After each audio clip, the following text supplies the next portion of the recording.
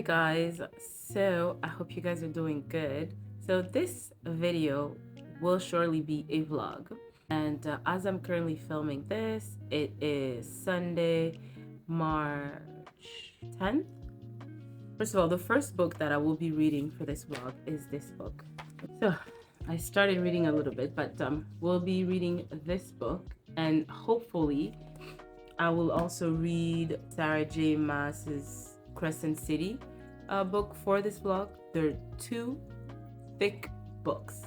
That is the plan. And also, guys, I want to apologize because I actually have a cold.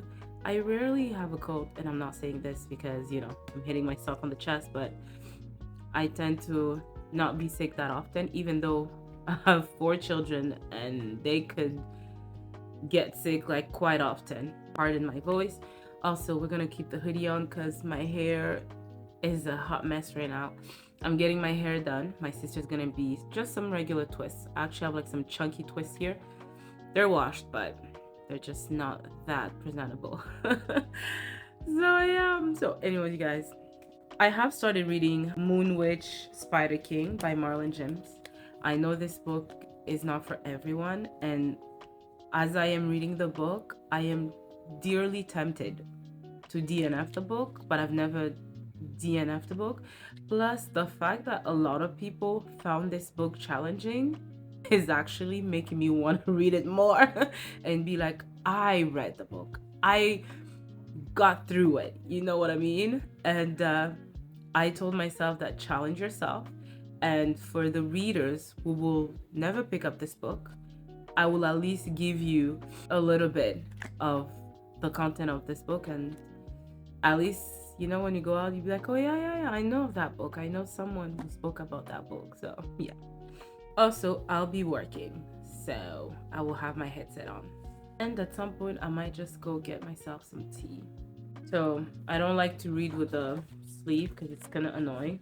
And by the way, you guys, this book is so heavy. I have never read a book that is this heavy. And I think even this book, it's thick. It's actually thicker, right? But it's pretty light. Like, it's so light. But this one, you're just like, oh my God. Not only is it heavy with its content that it's talking about, but, the material itself is something else. Marlon James, you are something else. So just to give you a little tiny bit of where I am so far. So I have met Sologon, and right now we are following her through her childhood. She is born in this village, and she resides there with her 3 brothers. There's middle brother, older brother, and I guess younger brother. That's how they call it. They don't have names.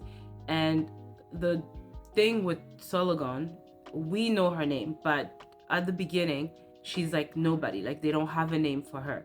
And the reason why she's chained, I think, outside and barely given food, and she's very mistreated by her brother, is because when she came out of her mother, she killed her mother, I guess, through that being birthed. And as a result, the whole township has hated the family, including the daughter. So as a result of the death of the mother, the brothers have hated her. The villagers have blamed her. She's a curse. She's seen as the curse because even the crop on the land won't grow. Like, just anything going wrong is her fault. And at some point, you see that she is mistreated like a dog, and very graphic, at some point in the story, and she does run away, only to be found by this lady. What's her name? I think her name is Azra. Hold on. Miss Azora. So Miss Azora runs a prostitution house, and she is young. Sologon, when she's found, I think she's 12 years old. She's pretty young. So she's found by this Miss Azora. She's brought into the household, and she is taken care of to a certain degree. And she starts to talk to the lady in this house, and she's like, listen, you're gonna get groomed, and eventually you're gonna be given to these men. And it does happen where she is given to these men who come and visit the house. But what she does is that she applies something basically that will either make them fall asleep, and she never gets taken advantage of. She never gets molested or anything like that. I have arrived at the part where there's another lady who comes with this creature and attacks the house, the prostitution house. And the reason why she attacks the prostitution house is because her husband came back with a talisman without his talisman. And that talisman was obviously precious. And she's like, she asked her husband one day, like, where was the talisman? And he's like, I don't know, it was lost, whatever. And somehow she went looking for it, and he brought her to Miss Azora's house. So what did she do? She, like, took care of Miss Azora and grabbed the talisman, and she saw the girl and decided to take the girl under her wing. And that's where I am, you guys. So besides that, I have to talk to you about the writing. The writing is hard. It is hard. First of all, the English is definitely not like the way we speak, and the way the sentences are formed, the verbs might be reversed, and it's different. I guess choppy is what you would say. That's the word. It's like, it's just cut, but I think it's done on purpose, because that's what Marlon James does. And when I recall a Black Leopard, Red Wolf, that's exactly how the language was. So we're gonna have to work with it. So let's go.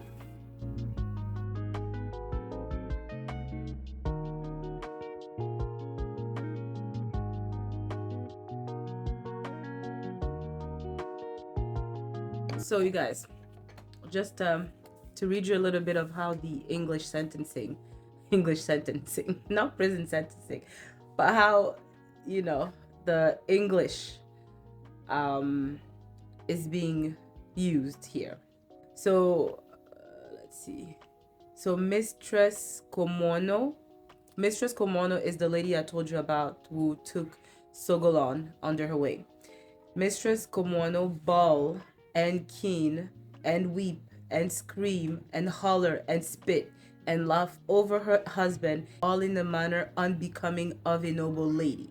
This comes from the cook, who say that only a moon ago the same mistress would have said the same thing about somebody else. Since the discovery of the master's body at dawn, she, the cook, take it on herself to run the household with no direction from the mistress that she is now to run the house. Y'all see just the way the sentences are just kind of one instead of maybe a comma somewhere, but yeah, that's what I am dealing with. But it's interesting, you guys. You just have to be patient enough and know that it's interesting.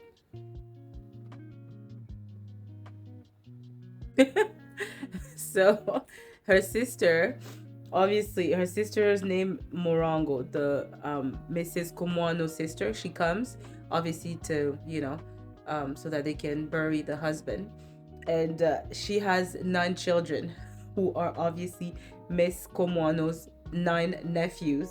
And at some point it says here, the cook, she began to worry about her eating less and less until 2 days later, when the mistress eat nothing at all.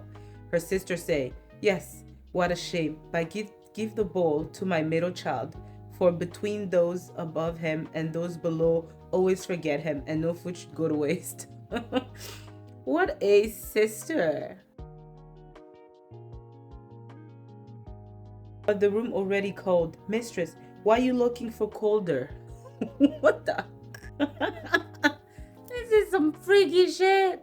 A spirit in the bed. Mistress Komono say, he didn't die good, and now he on my bed. Last night he reached under my nightdress. Well then. So I am making myself some tea right now. It is March break. I don't know for you guys. It's starting on Monday. So the kids are going to be home, and I have no idea how I'm gonna entertain them. But you know what? I was on the internet, actually on Instagram, and I saw this post that a parent said that we should not give our kids like tablets or devices just so that they can cure their boredom. That's what adults do. They need to be bored so that they can actually use their creative brain and do something. So we'll see. We'll go day by day.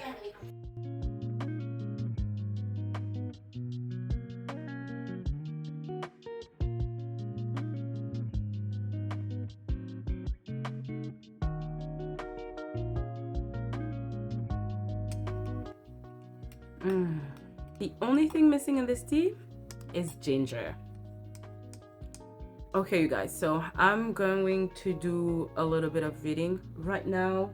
It's hectic at work, so I'm not gonna get any reading done at this time. Once I have read a few more chapters, I'll make sure to update you. Okay? Hi, you guys, book family, you know, my people, Chilandanians.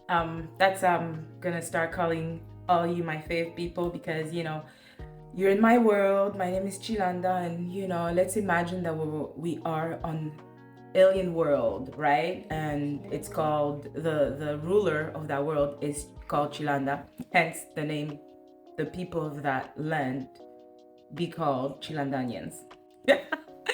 Okay, guys, I hope you're doing fantastic. So I only wanted to give you a small update because it is a couple of days since I last updated you on Moon Witch Spider King by MJ Marlon James. Oh my gosh, you guys, I'm pushing through. Right now, I am being heroic. I'm doing it, okay? And this book is 600 pages. I realized that I won't be able to read any other books because I am trying to get through this. I'm almost halfway there. So last time I updated you, I told you that there was this lady who took Sogolon into her household. But now, where I am, lots of things have happened. Ever since she was brought to that woman's household, many things happened. So she got to live there as a maid. Not really a maid, but she was meant like she was doing some chores in the household. That's no problem. So a few days goes by and then that woman tells her that her husband might want something from her and she better not refuse him. Okay, fine. And she gets prepared for, he's on a high alert. You know, if ever the husband of the woman tries something, she obviously will not let it happen.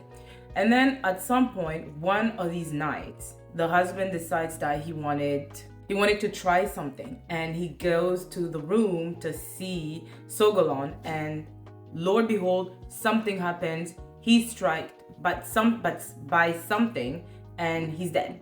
Long story short, everybody's invited, the whole family's invited. Basically, like the woman's sister with her 9 children, a bunch of in-laws, a lot of people come to the funeral. Many things happened during the funeral, and Sogolon is there observing the whole thing, but she starts to have nightmare, and in those nightmares she's afraid that the woman will be able to tell that she is responsible for the husband's death. And I'm not saying she's responsible because it's not really obviously told in the story. It looks like something happened, but it was just her and the husband in the room. So anyways, apart from that, many days after the funeral, you see how the woman is going crazy. At some point, the description goes that she's like wailing, screaming, laughing, all of that. She's basically going cuckoo. Anyways, and all of that, Sogolon is just observing, seeing what's happening. And at some point, the woman, the mourning woman, it gets an invitation from the kingdom in Fasisi. That's the township where the kingdom is. So she takes Sogolon along and other people, her servants. And then there's this army that comes, I believe, to fetch her, to bring her to the kingdom. And they're called the Red Army. And she does meet this man called Keme. I don't know, it's Keme, so you can either say Kemi or Keme. And funny thing is, my son's name is Kemi, and it's spelled Kemi. So I'll say Keme. He escorts them to the kingdom. And you guys, that's when action, lots of action happens. Oh my God. So she comes to discover that this woman gives her Sogolon as a gift, basically, to the king. And then she's basically in front of the prince and her sister. And in the book, she's called the king's sister. So she's in front of them and they're asking, what's your business here? And she tells them that, she was called and she brings a gift, which is Sogolon. And Sogolon is shocked because she's like, she's not a slave. She's not a maid. How come they're selling her? And she's furious. But she can't do anything. She's a nobody. You know what I mean? Sogolon comes from nowhere. She's a nobody. So she has no choice. No problem. Now she has to live under the how do you call the escort of the princess, because the king is like ailing, he's dying.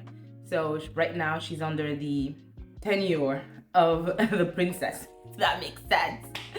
But anyways, what happens then is that once she's actually with the princess, she's treated cordially, you know, like she can't talk. You're in the presence of royalty. You cannot be acting like you're talking with a friend or like she was talking to the woman, you know? So long story short is that at some point she meets this man. He's called Olu. And this man, he's like the guardian. Like he was a general to the king, but he's losing his mind. Like he's very forgetful. And the reason why I'm mentioning him is that I'm about to land. So he's very forgetful. Like he's very capable of like talking, he's well read and things like that, but as soon as he says something, he forgets. Even Sogolon, like he'd be talking to her and he's like, who are you? Long story short is that there's this advisor to the kingdom. He's called the IAC. Now that's where I'm getting. The IAC is this individual that Sogolon is eyeing because something is aloof in that kingdom, okay? People are forgetting things, and then at some point she meets the lady who told her that she was going, there's a sister that is missing, but then the whole kingdom doesn't seem to know about the sister. Okay, you guys, I'm gonna have to continue this video later because I am actually going to my sister's birthday. We're driving to Montreal, which is like an hour and 30 minutes away. So we will be celebrating her 35th birthday, and she's my second sister. So that indirectly tells you my age. Okay, so guys, I will talk to you later. Chilandanians, okay, stay tuned. Perfect book. You guys, this is my first local bookstore. Let's go in. Very similar aesthetic. Yeah.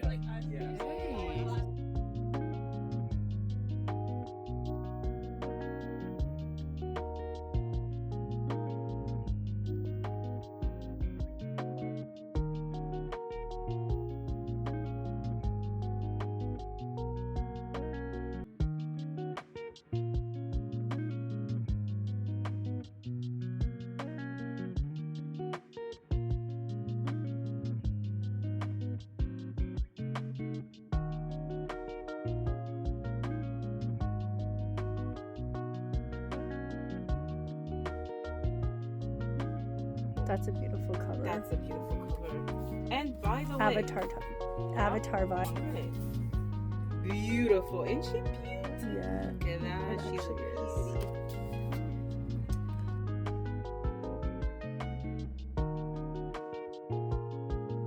Thank you. No worries. It is. Did you have a caffeine? I know. Usually I would love to have it like, you know, when I do my book haul and stuff, and then just show my books, but it's okay. And purple color. Okay, there we have it.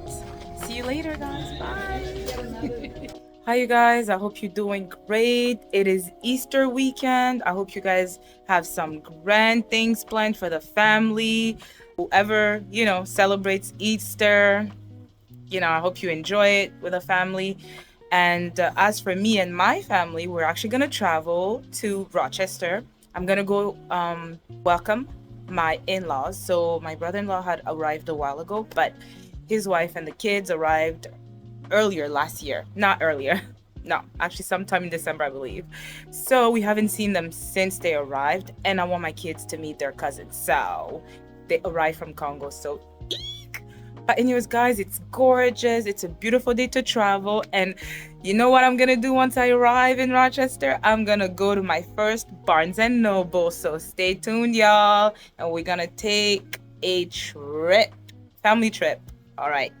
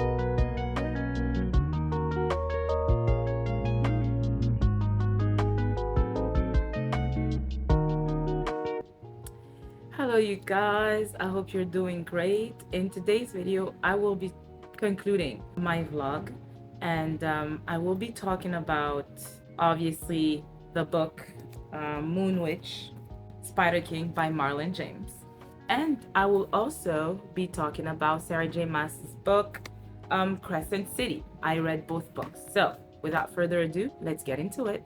Alright you guys, my name is Chilanda and this is Library Without Borders. Welcome, welcome. I have missed you all. I really have missed you all.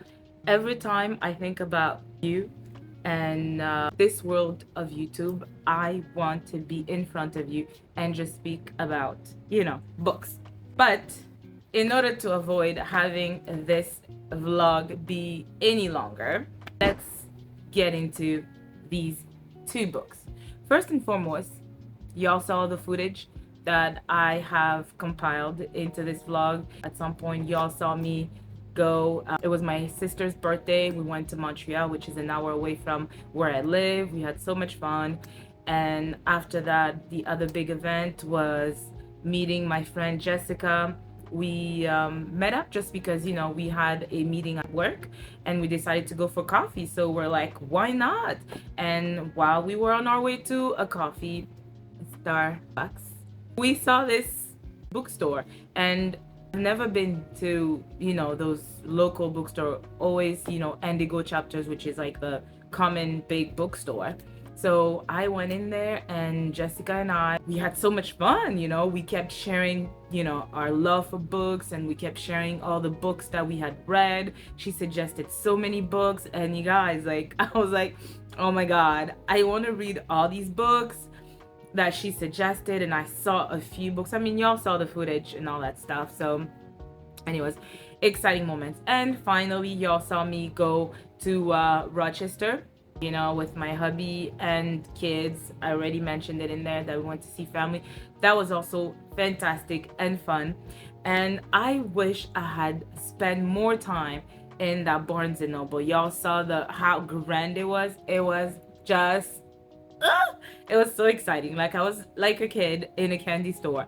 But, being with the family, we were also rushing because, we had arrived in Rochester a bit later so we were rushing and there was just no time. Plus, one thing was also I had bought all the books that I wanted, so I wasn't really seeking to buy any more books. I was like, another time. But all in all, we had a grand time at that Barnes & Noble. So yeah.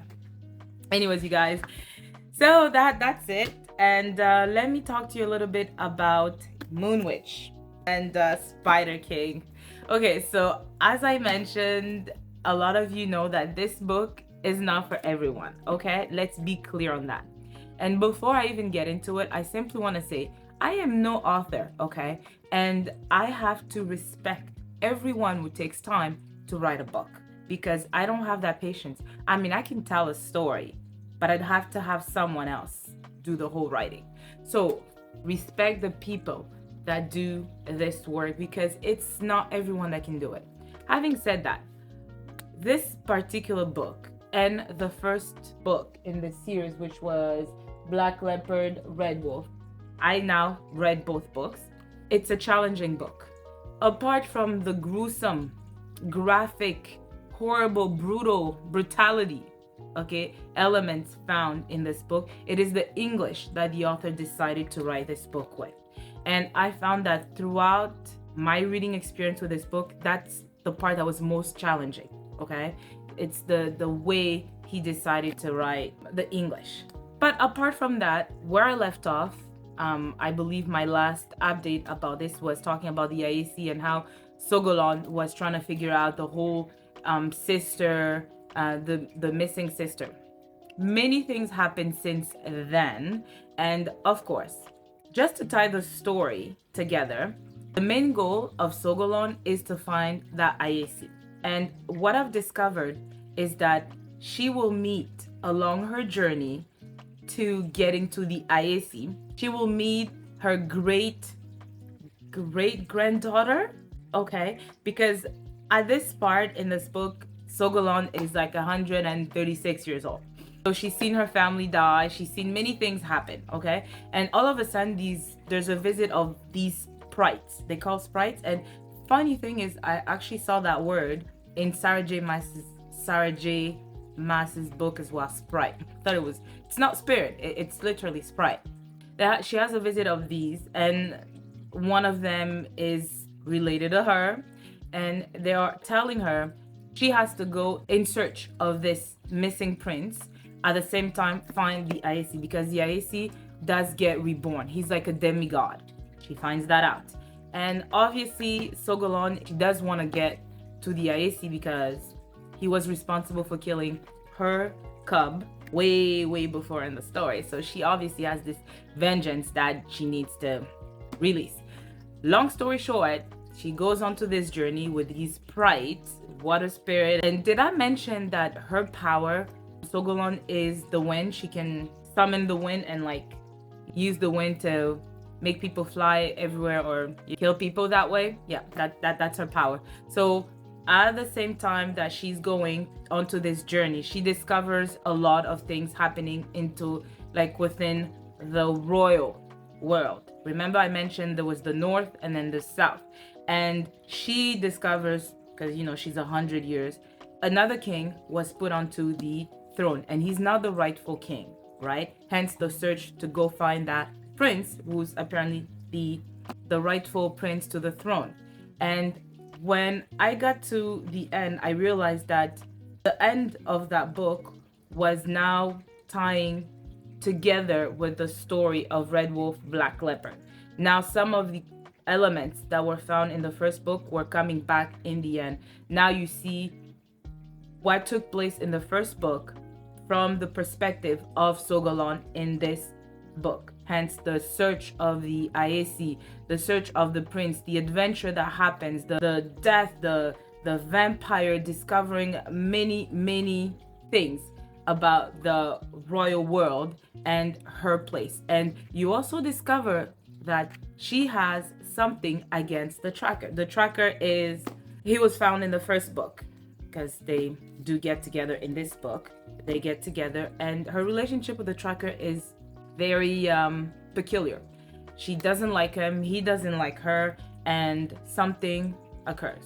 Something happens. I don't want to say too much things. I don't want to spoil the story for you guys. I'm not sure that many of you will get into it, because I know a lot of you were like, now this particular books by Marlon James are not for me. So that's why I'm kind of debating if I should tell you guys the end. But the end was not even that spectacular. I mean, something happens to her. She gets burned, and but at this age, she's like 300 and something. And the famous prince that they needed to find is a vampire sucking on I think it's Shogulu. Y'all know when it comes to fantasy, you know, I have to give it to Marlon James. The words that he used, the world building. In fact, I wanted to talk about that before I even get into, you know, the elements of what made this book a fantastic book and it was successful. I just want to conclude again and say that, yeah, the end was meh. You know, I'm not sure. I think there's another third book coming. You guys, it was so long. That's why I was not even able to read more books. Like, it took me the whole month of March to finish this book. This book was 630 pages long, okay? And this book, how many pages? So y'all can understand that I did not get to reading more books. 800 pages, y'all. 800 pages plus 600 pages, okay? How was I supposed to read all the rest of the books? But anyways, you guys, so that was Moon Witch Spider King. Would I recommend? I will get to my ratings at the end. Let's talk about this book, Crecent City by Sarah J. Maas. So, y'all, I started my journey with Sarah J. Maas, and I was pleasantly surprised. Woo! Just like when I read Fourth Wing, I was like, ooh, my gosh, am I a fantasy girly? And here I am, reading Sarah J. Maas. And boy, oh boy, I met Bryce. Bryce. She's this young girl. I think she's 25 years old, living in Crecent City, surrounded by everything, every creature that y'all can imagine. So Bryce is half fae, half human, She is surrounded by angels, fallen angels, slave angels, wolves, shapeshifters, you name it, all exist in this world. Now, the story with Bryce is that, you know, she is friends with Danica. Danica is this alpha girl, was the leader of the wolf pack in Crescent City. Now, something happens where Danica is brutally murdered. When I say brutally murdered, she's like ripped apart, you know, and by a monster, by a demon. Something about this book that it was that I listened to the audio version of it. So that's what made it easy for me to get through these books during the month of March. Because one, I was listening to it on audio, is that I was listening to this at night, because y'all know I work at night, and it's talking about demons and all that stuff, and I'm like, oh my god, I don't do demons. And I forget that these fantasy worlds, that's what they're all about, demons and angels and all that stuff. So I was like, okay, all right. So anyways, they come to find out there's a demon that has been unleashed and has attacked Danica and her pack. And as the story progresses, she is also attacked because she goes to the search of that demon, and it's intercepted by another angel. I think it's Isaiah. Am I getting the names right?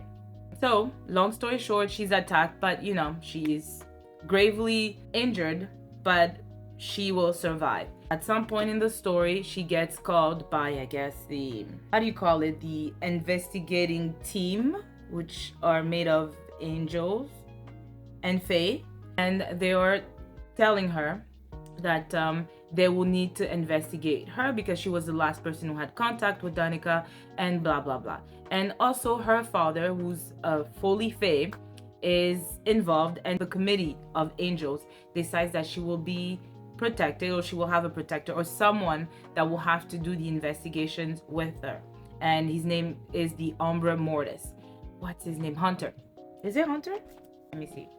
Hunt Athalar. He's this angel that's very handsome, but unfortunately is a slave because he was responsible of a revolt, and that revolt cost them, and now he owes basically, I don't know how many battles or killings to Isaiah in order for him to get his freedom. Long story short.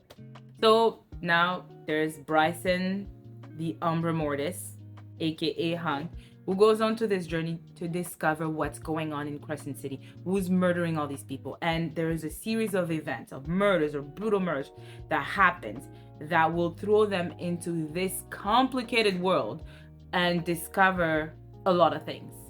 So she discovers that while she's doing this investigation, that Danica was involved in something.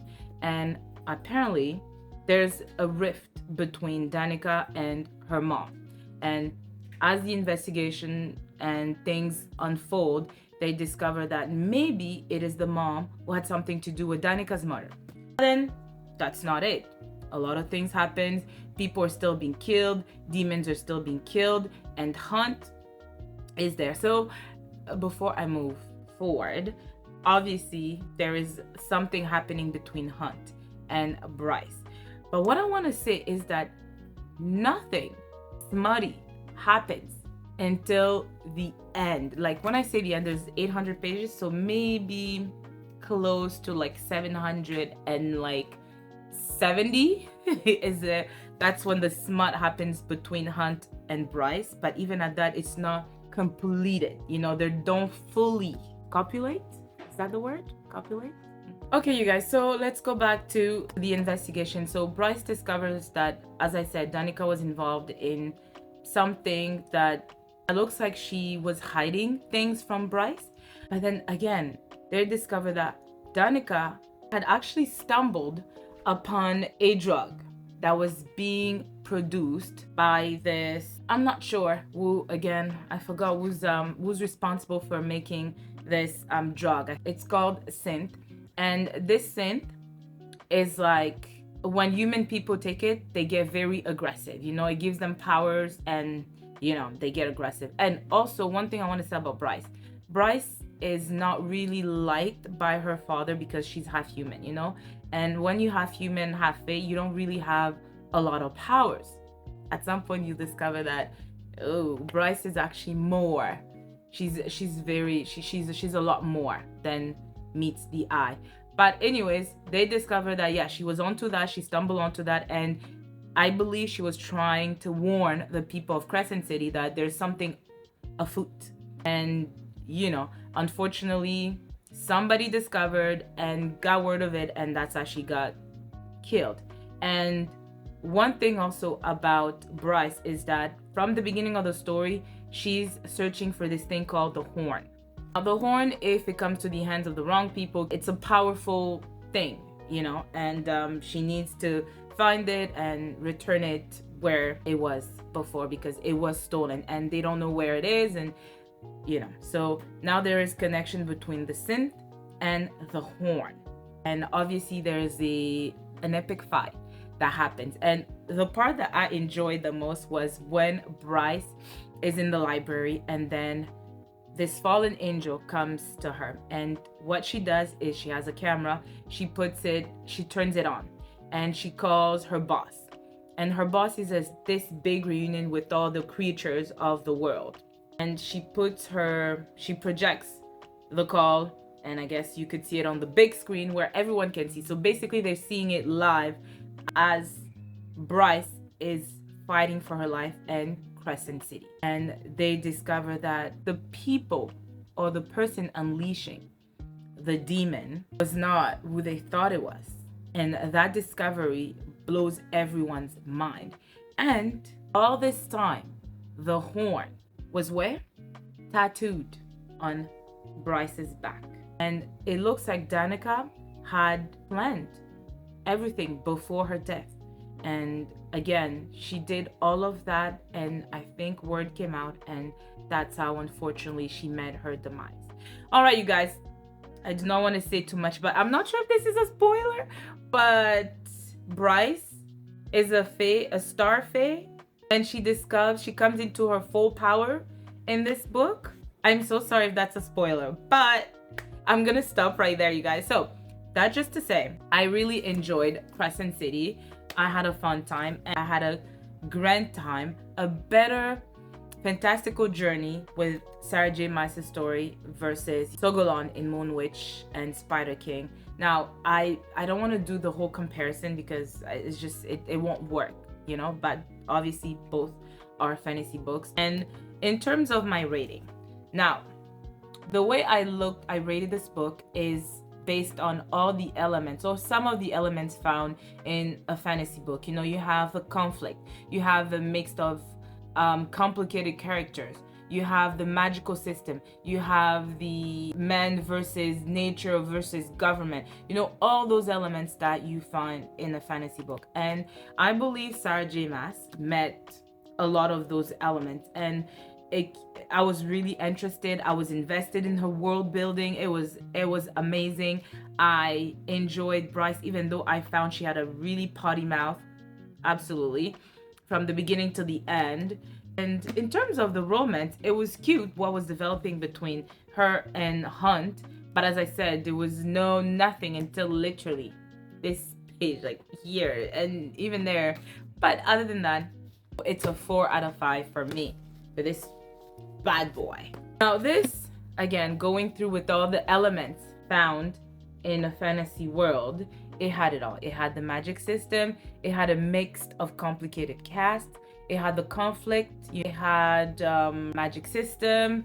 Sogolon was a witch, obviously. In terms of meeting those elements, the world building and stuff like that, all these elements were met. My only thing was, as I said, I wanted the book to finish. I wanted to DNF it simply because I had a hard time getting myself invested in the book, but I just wanted to finish it, and it just took so long, and the English threw me off. So based on that, it's a 3 out of 5 because it's a complicated book. I've read his other book, The Book of Night Women, and for him to write 600 and more pages with that kind of English, for me, that takes your brain. It takes a lot of neurons, a lot of brain work. So I can't undermine that much work. So it's a 3 out of 5. If you guys want a challenge, pick it up. If not, hey, at least you have my thoughts on the book, right?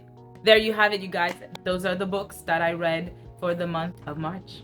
I hope you enjoyed this video. If you did, please don't forget to like, comment, subscribe, and of course, share. All right? And I will see you in my next video. Ciao!